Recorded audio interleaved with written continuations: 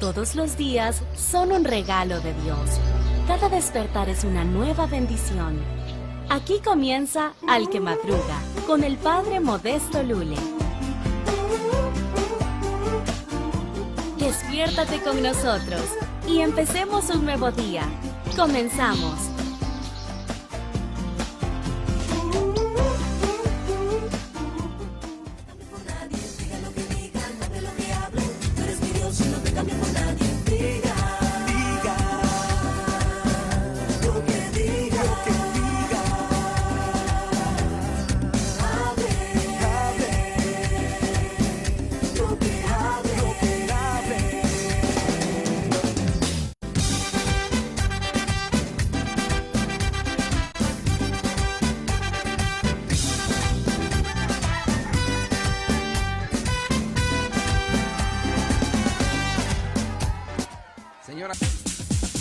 Gracias por acompañarnos. Vamos a echarle rayas al tigre y que nadie, absolutamente nadie nos detenga. Gracias por escuchar el programa católico número 2. Vamos comenzando con buen ánimo, poniéndonos en las manos de Dios. Con mucha alegría y con mucho optimismo porque sabemos que Dios está de nuestro lado. Y sin otra cosa que decir, vamos a darle que es mole de olla. Y no te oigo, María Traisteni. Despegamos pues en esta nueva etapa con el programa Al que Madruga. Sí, porque al que madruga, Dios lo ayuda. Ande pues. ¿Tenemos trivia? Claro que tenemos trivia el día de hoy.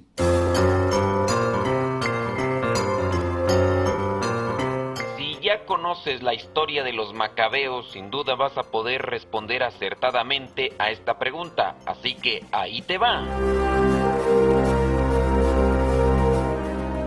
Recordemos que en la Sagrada Escritura se presenta esta etapa con los macabeos, que fueron dominados por los griegos. Después los griegos vendrían a ser dominados por otros más. El pueblo de Israel tuvo que hacer un pacto con otro pueblo para defenderse de los griegos. La pregunta es la siguiente: ¿con qué pueblo pacta Judas Macabeo para defenderse de los griegos? ¿Con qué pueblo pacta el pueblo de Israel para defenderse de los griegos? ¿Pactaron con los filisteos? ¿Pactaron con los romanos? ¿O hicieron un pacto con los persas para unirse y defenderse de los griegos? ¿Con quiénes hicieron alianza los del pueblo de Israel para defenderse de los griegos? ¿Hicieron alianza con los filisteos, con los romanos o con los persas?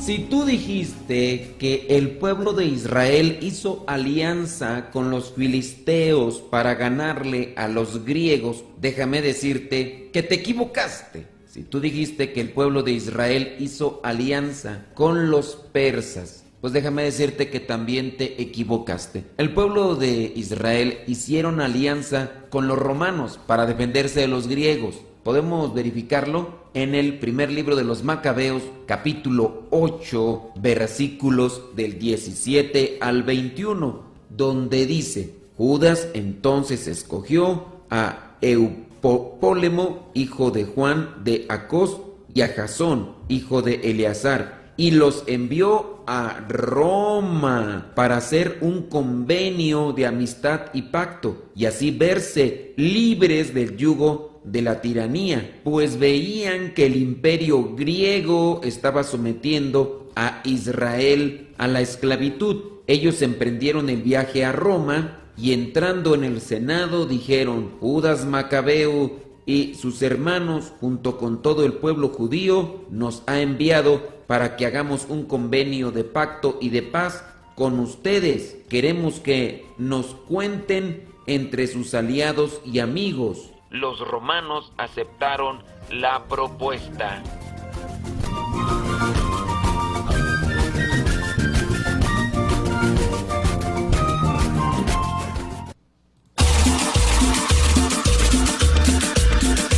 Abuelita, soy tu nieto y ya llegué.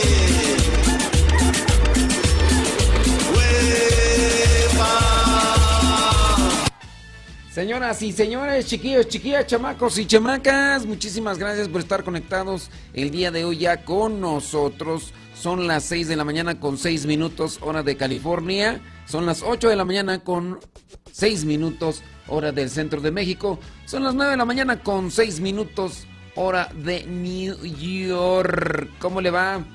¿Todo bien? ¿Todo bien? Bueno, pues espero que le vaya muy bien y espero que también usted se acomode para que le vaya bien. Uno a veces quiere que le vaya bien porque quiere que los demás le hagan a uno la vida bien.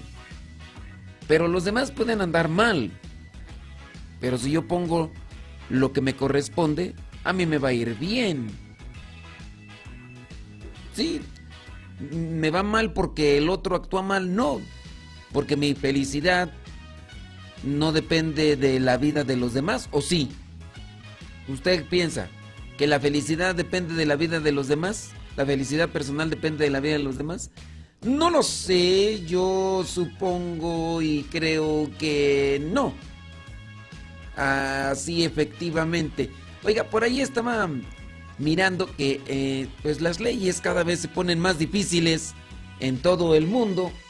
Y hablando, por ejemplo, de Canadá. Canadá dice que la Corte ratifica gran parte de la ley que impide usar símbolos religiosos en el trabajo. La Corte Superior de Quebec, Canadá, ratificó gran parte de la ley promulgada en el 2019 que prohíbe a los trabajadores públicos como profesores, policías y fiscales llevar consigo símbolos religiosos, y solo anuló los límites para algunos maestros y políticos provinciales. En el fallo de la Corte del 19 de abril del 2021 se crearon excepciones para escuelas públicas de habla inglesa, citando los derechos de educación en idiomas minoritarios protegidos por la Carta Canadiense de Derechos y Libertades. Los miembros del Parlamento Provincial de Quebec también están exentos de la prohibición, según el principio de que todas las personas pueden ocupar cargos públicos. El obispo auxiliar de Quebec, Monseñor Marc Pelchat, dijo que al igual que otros grupos e instituciones de la sociedad de Quebec, dice, tomamos nota de esta sentencia que será apelada, por lo tanto el problema no está completamente resuelto. El obispo dijo que todos deberían preocuparse por las personas vulnerables afectadas por la ley de laicidad, si bien reconoció el derecho legítimo del gobierno de Quebec a legislar sobre las relaciones entre el Estado y las religiones. El prelado dijo que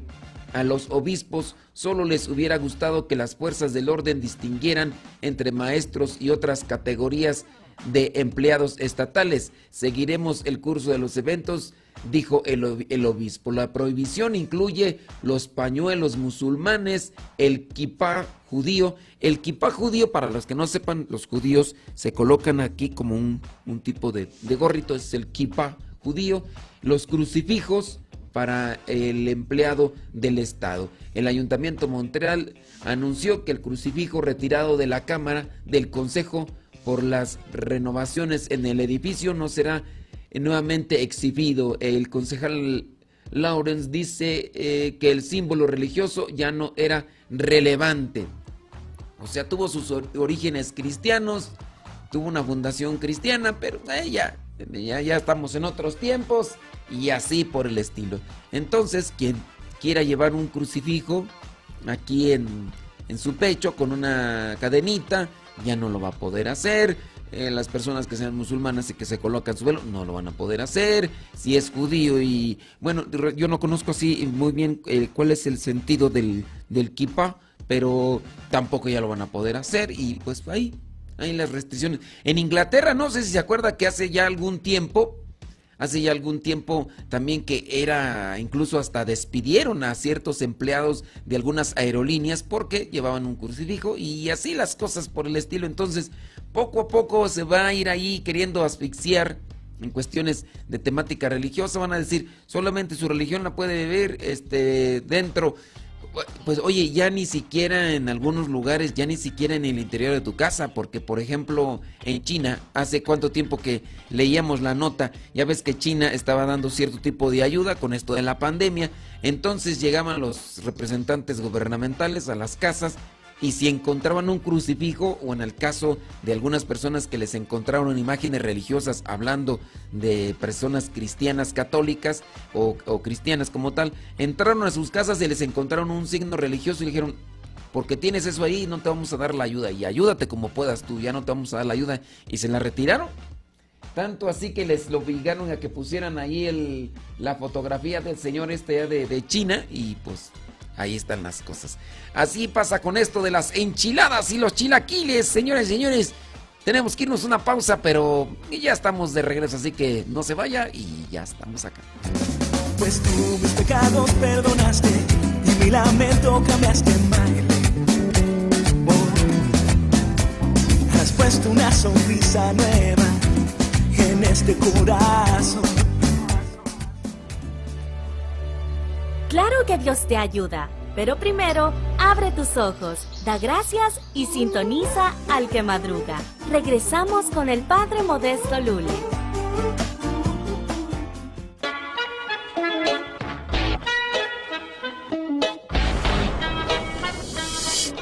Estás escuchando el programa Al que Madruga con tu servidor, el Padre Modesto Lule.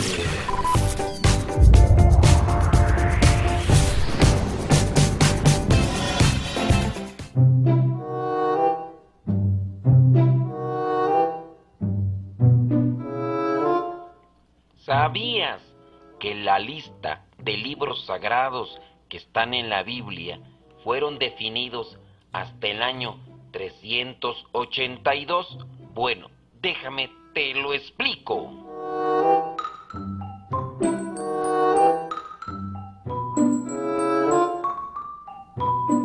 La Iglesia Católica define que la Biblia contiene 73 libros, aunque algunos cristianos no católicos han definido que tienen menos. Cuando hablamos del canon, hablamos de la lista de libros sagrados. Cuando nos referimos de la Biblia, hablamos de un canon bíblico. Este canon bíblico fue establecido por la Iglesia Católica en el año 382, obviamente después de Cristo, cuando se definió cuántos libros componía el Antiguo Testamento, es decir, hasta antes de Cristo, y cuántos libros contenía el Nuevo Testamento a partir de la llegada de Cristo a este mundo, donde se anuncia ya como tal la encarnación del Verbo de Dios. En el Concilio de Roma y bajo la orden del Papa San Dámaso, allá en el año 382, se quedó establecido el canon o la lista de libros sagrados que componía 73. Al principio existían muchos supuestos libros que pertenecían a los apóstoles y la Iglesia, dándose a la tarea de recopilar dichos libros, decidió cuáles eran de verdadero origen apostólico y por lo tanto podían ser incluidos en esta lista o canon bíblico. Tomando todos esos libros, la Iglesia Católica recopiló lo que ahora conocemos como Biblia. Así que si tenemos la Biblia, es gracias a la Iglesia Católica. Algunos cristianos no católicos han quitado libros, pero solamente del Antiguo Testamento. El Nuevo Testamento no fue tocado absolutamente en nada. Para los judíos expresamente, el canon bíblico lo compone solamente el Pentateuco, es decir, los primeros 5 libros de la Biblia. La Iglesia Católica se basa en la Septuaginta para lo que es el canon bíblico del Antiguo Testamento.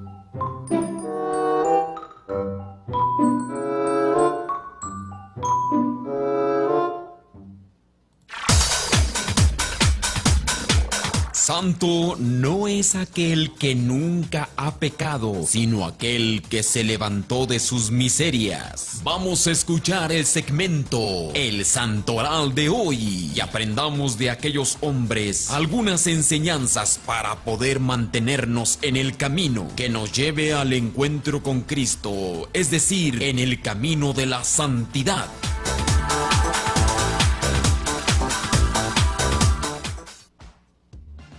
Vientos huracanados, criaturas del Señor, vámonos con el santoral del día de hoy. Es viernes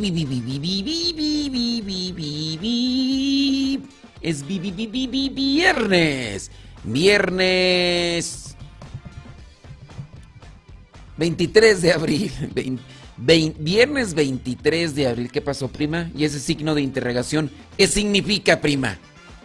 ¿Qué significa ese signo de interrogación, prima? Ándale, si te estoy checando, ¿eh? Estoy checando, prima, no te hagas. Ahí en la Florida, mi prima, saludos a mi tía Hermila.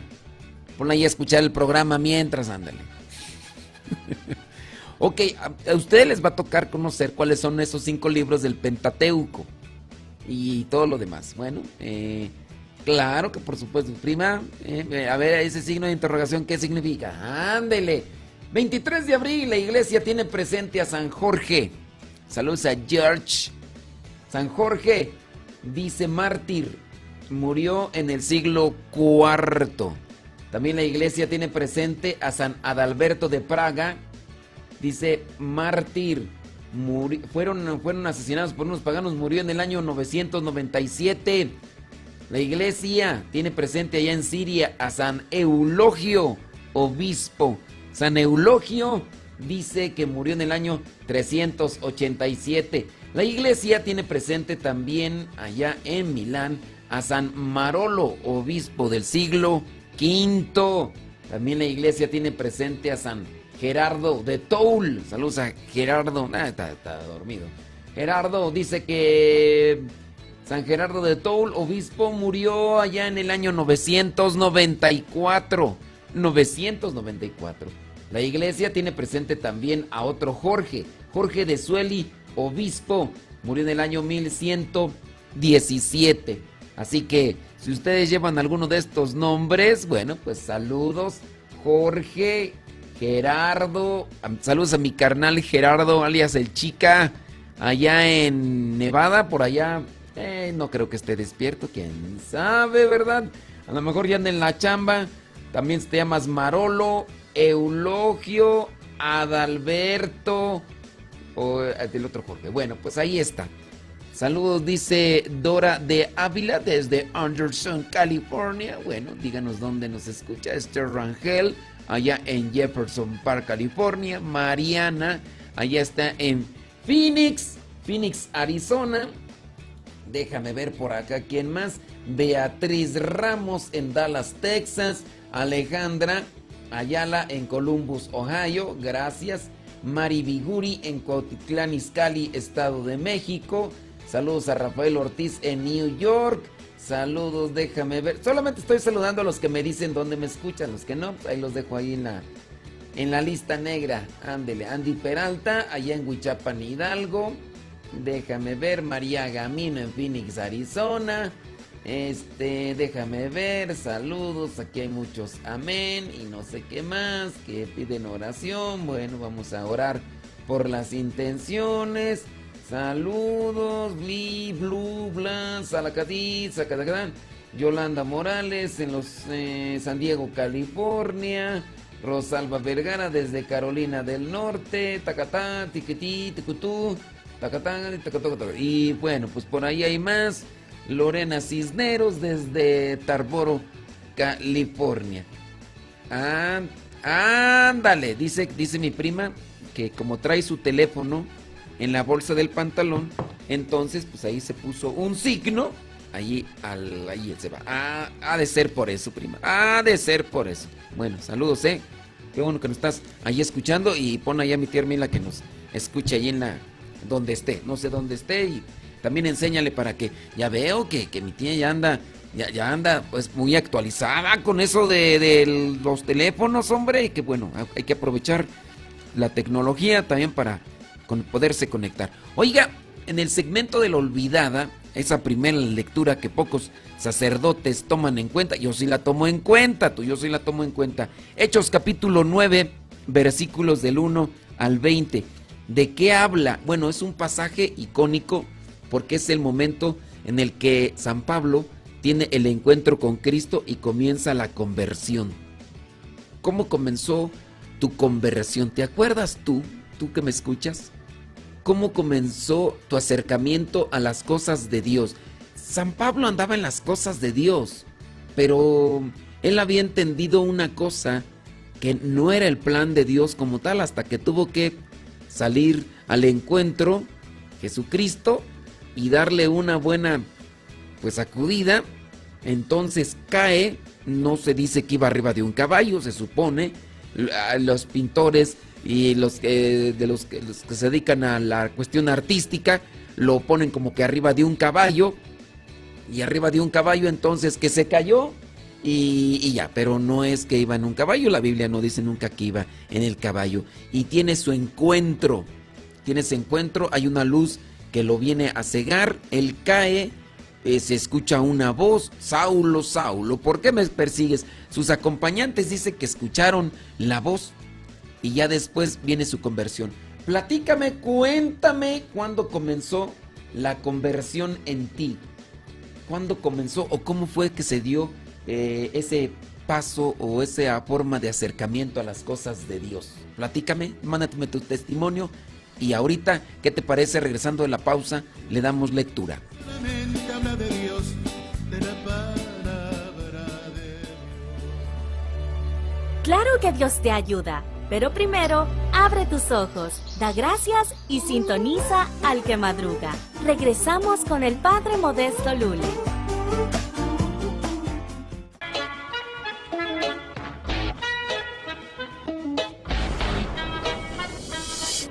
Estás escuchando el programa Al que Madruga con tu servidor, el Padre Modesto Lule.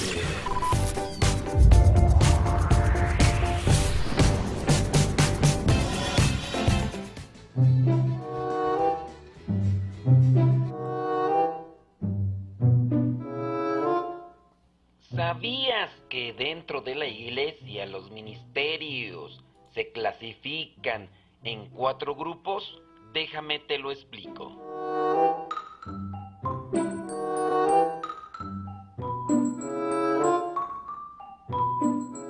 Cuando hablamos de ministerios dentro de la iglesia, estamos hablando de un servicio. Existen diferentes tipos de ministerios: ministerios ordenados, ministerios instituidos, ministerios reconocidos y ministerios de hecho. Los ministerios ordenados son aquellos que se realizan por la recepción del sacramento del orden. Estos ministerios los realizan el diácono, el presbítero o sacerdote y el obispo. Se adquieren por la imposición de las manos del obispo dentro del sacramento del orden sacerdotal. Es decir, el sacramento del orden sacerdotal tiene 3 grados: diaconado, presbiterado y episcopado. Los ministerios instituidos son aquellos que por una bendición especial por parte del obispo se adquieren funciones propias dentro de la vida de la iglesia y la liturgia. Ejemplo, los ministerios de acolitado y lectorado, que son instituidos específicamente aquellos que están en la formación para ser sacerdotes. Los ministerios reconocidos son aquellos que, aunque no requieren una bendición especial por parte del obispo,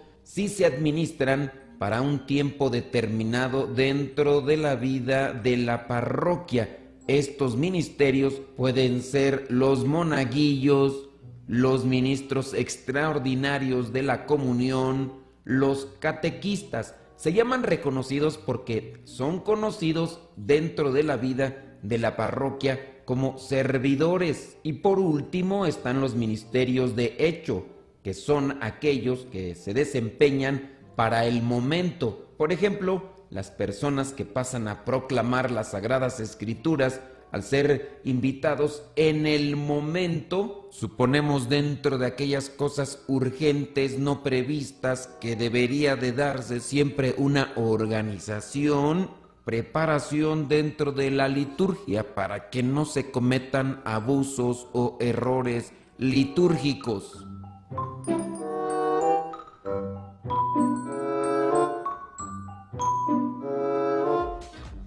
Ándele pues, bueno, pues ahí está, señoras y señores, muchísimas gracias. Son 33 minutos después de la hora, 33 minutos después de la hora, a tiempo con el tiempo, para que lleguen a tiempo. Les decía que dentro del segmento de la olvidada, esa primera lectura que pocos sacerdotes toman en cuenta en la celebración eucarística, y que cuando la toman en cuenta es porque al evangelio no le entienden. Sí, yo he dado cuenta que algunos padrecitos de repente, yo lo veo, porque yo lo analizo todos los días, ¿no? Y digo, ay, el día de hoy el evangelio está muy... Por ejemplo, el día de hoy el evangelio es complicado. Y para los que ya me escucharon ahí en el Spotify o en mi página de Facebook, ahí que ya ven que les comparto yo todos los días y se lo comparto ahí para que lo escuchen. El evangelio del día de hoy es complicado. Porque es... ¿Cómo decirlo? El evangelio el día de hoy es muy teológico, muy... Ay, quiero encontrar el término, es muy... Voy a aplicarlo. El evangelio es muy sobrenatural el día de hoy porque está hablando de cosas materiales, pero en sí no son las cosas materiales a las que se refiere. Por ejemplo, habla Jesús, dice: yo soy el pan de vida, si no comen mi carne no tienen vida. Entonces no se puede entender de manera literal, no está hablando de lo material, no está hablando del comportamiento, como en otras ocasiones viene a ser cuando dice que hay que portarse bien, que hay que hacer, que hay que respetar, que hay que perdonar. No, hoy habla de términos naturales, pero está hablando de lo sobrenatural, hablando de cosas divinas. Y explicar las cosas divinas a veces es complicado porque no, las cosas divinas no tal se explican, se viven y cada quien tiene su experiencia ahí. Entonces, en ocasiones tocan este tipo de evangelios en los cuales uno no encuentra cómo acomodar las cosas y algunos sacerdotes se van por la primera lectura y se clavan y tocan así someramente, así muy ligeramente el evangelio, porque pues como no encuentran algo. También depende de qué tipo de de qué tipo de fieles tenga uno. Si son fieles, por ejemplo, aquí a veces me toca a mí en la capilla, sé que algunos de ellos ya tomaron los cursos bíblicos. Entonces puedo entrar con cierto tipo de terminología teológica y ya sé que la agarran. Pero si me pongo yo a hablar de terminología teológica con personas que ni Biblia tienen porque no la quieren comprar, pues luego te das cuenta, empieza uno a hablar de la terminología bíblico-teológica y así como que empiezan a voltear y se desconectan porque no tienen interés, no tienen conocimiento y ya. Y bueno, ahora la primera lectura en esta olvidada, el día de hoy pienso yo que le van a retomar muchos sacerdotes y habla sobre la conversión de Saulo. Yo te pregunto a ti, ¿cuál sería el momento en el que tuviste tu conversión? ¿O cómo fue? Saulo va camino a Damasco, va a perseguir a los cristianos para después agarrarlos, arrastrarlos y llevarlos a las autoridades romanas para que los ejecuten, para que los maten. ¿Cómo fue ese momento de conexión con Cristo, conexión con Dios para comenzar tu conversión? Dice Yoli, mi acercamiento fue cuando, dice, casi pierde a su hijo de un tumor canceroso en el cerebro. Dice, aunque ella rezaba a diario, no realmente le entregaba a su hijo a Dios. No fue hasta que no pudo más que se fue y dice, se fue a arrodillar. Dice que sintió que tuvo una conversación con Dios. Y en ese momento ella, dice Yoli, le entregó a su hijo en manos. Dice, y durante la conversación le dijo, ten, tómalo, yo sé que es tuyo. Dice, pero ayúdame. Dice, que pase lo que pase con mi hijo, ayúdame a no renegar de ti, le dijo Yoli. Está bien, te lo pongo en tus manos, sea lo que sea, pero pase lo que pase, ayúdame para no renegar de ti, le dijo Yoli a Dios. Dice que Dios le enseñó que él estaba con ella, dice, y que los ama incondicionalmente. Aunque ella no nos dice qué pasó. El hijo se recuperó, no se recuperó, no lo sabemos. Solamente ella menciona ese punto de conexión que hizo con Dios. Y es que muchas personas, cuando a veces no tenemos una orientación o una iluminación, porque nadie le dijo a Yoli esto, ella se pone de rodillas y abre su corazón, se expone ante Dios y le dice, que no se haga mi voluntad, que no se haga lo que yo quiero. Está bien, como madre quiere que se salve su hijo, que se recupere, pero que no se haga mi voluntad, que se haga lo que tú quieras, pero ayúdame para no renegar de ti, ilumíname el corazón. Y no sabemos, ¿verdad? Puede ser que uno diga, ay, porque le abrió el corazón y porque se expuso de esa manera, Dios sanó a su hijo. Pues puede ser que no, pero lo que ella toma en cuenta es que a partir de ese momento tan difícil de su vida, ella pudo entregarse a Dios. Y me imagino que de ahora su seguimiento y su acercamiento con Dios son diferentes. Porque pues sí, la verdad, mucha gente cuando tiene desconocimiento de Dios solamente se acerca a Él cuando le llega la lumbre a los aparejos, dicen allá en mi rancho, ¿verdad? Cuando la desesperación, la angustia, la depresión, tristeza y otras cosas más pues nos están agobiando y sí, ahora sí, ayúdame, Señor. Pero ya cuando ya está todo bien, todo tranquilo, pues sabrá Dios, ¿verdad? ¿Cómo? Vaya. Dice Lorenza Muñoz, dice que su conversión empezó, dice, una monja llegó a los apartamentos donde vivía ella, dice, y de ahora, a partir de ese momento en que la monja llegó ahí a su casa y le compartió la palabra, dice, comenzó a acercarse por allá en el año 2006. Bueno, pues Lorenza, adelante caminante. ¿Y usted cómo le llegó la conversión? A ver si ahorita me platica y le damos una lectura. ¿Sale, vale? Ya regresamos.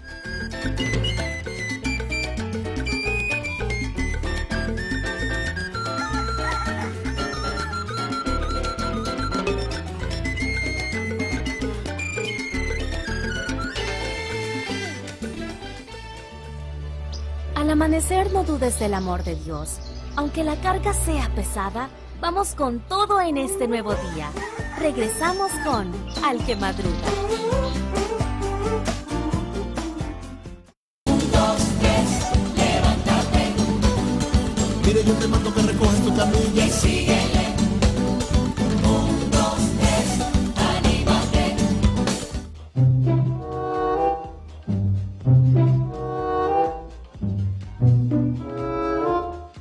¿Sabías que a las personas que escribieron la Sagrada Escritura se les conoce como axiógrafos? Sí, el autor es Dios, pero los seres humanos escribieron la Biblia. Te lo explico.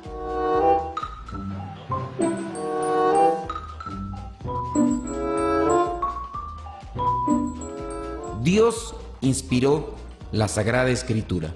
Dios inspiró a los seres humanos para que escribieran. Los seres humanos escribieron en nombre de Dios. A estos que escribieron la Sagrada Escritura se les llama axiógrafo. Esta palabra viene de dos palabras en griego. Axio, que quiere decir dignidad o digno, y grafo, que quiere decir escritura.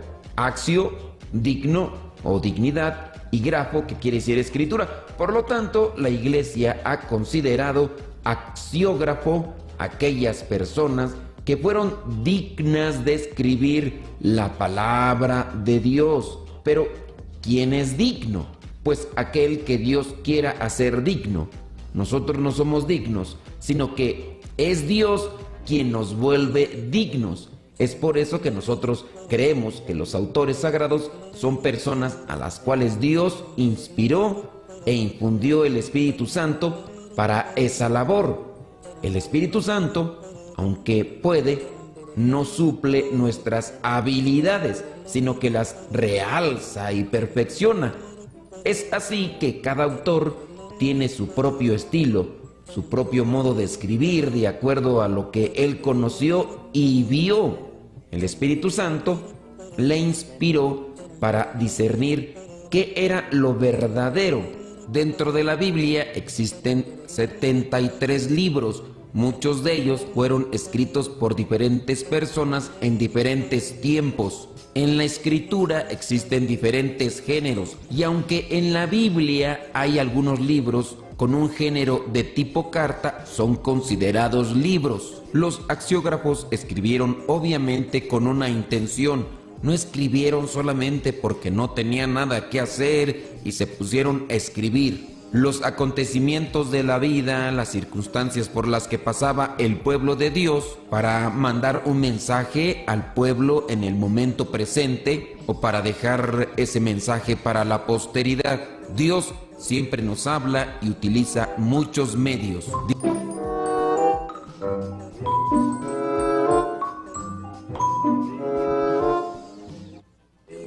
Señoras y señores, muchísimas gracias por estar ahí conectados con nosotros.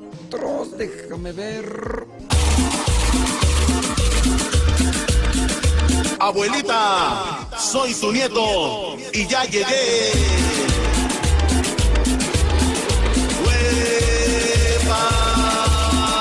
Listo, listo, tiempo con el tiempo para que lleguen a tiempo. Son 49 minutos después de la hora, 49 minutos después de la hora. ¿Cómo fue que te encontraste con Dios? Yo no dudo que no lo conocieras. A lo mejor sí lo conocías, a lo mejor tú sí, pero llegó un momento en el cual tú dijiste, a partir de aquí comencé a acercarme más a Dios. A partir de aquí comencé a conocer más de Dios.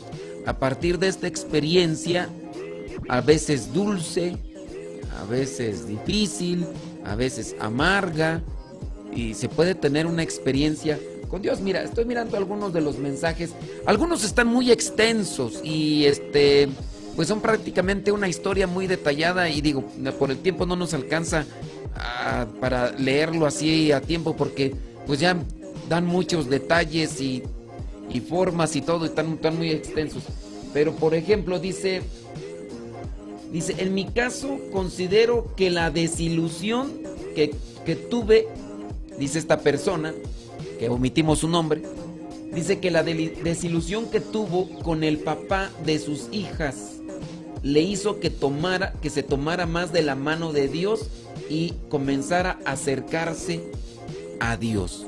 Entonces, esta señora, pues me imagino el esposo fue infiel, pienso yo, porque no nos da muchos detalles, ¿verdad? Y no es que queramos que nos dé detalles. Lo principal es esto, ese punto de desilusión, de tristeza, le sirvió para acercarse más a Dios y quedarse ya con Él. Dice, por ejemplo, acá, dice, mi acercamiento fue cuando pasé por un ataque espiritual a través de que me hicieron brujería.